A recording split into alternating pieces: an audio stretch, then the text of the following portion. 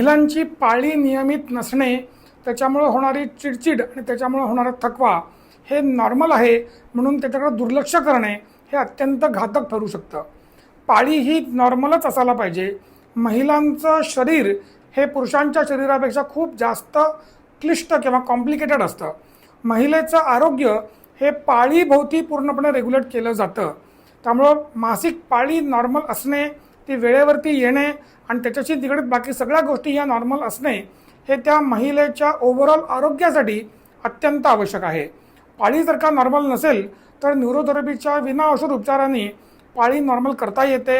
ह्याला 5-6 वेगवेगळे क्लासिफिकेशन्स आम्ही करतो.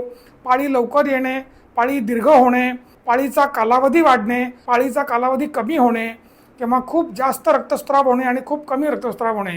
ह्या वेगळ्या क्लासिफिकेशन्सप्रमाणे आम्ही न्यूरोथेरपीचे विना औषध उपचार हे महिलांना वेगळ्या पद्धतीने देतो.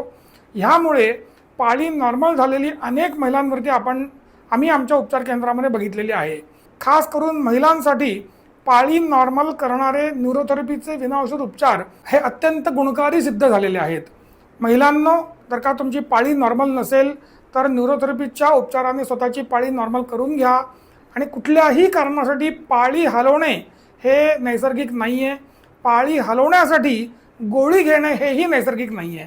ह्याच्यामुळे शरीरावरती दुष्परिणाम होतात आणि तुमचं आरोग्य खराब होऊ शकतं.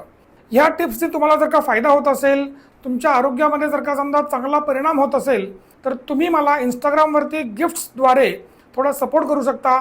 आणि अजूनही जर का समजा तुम्ही मला फॉलो किंवा सबस्क्राईब केलं नसेल तर अवश्य फॉलो करा आणि सबस्क्राईब करा.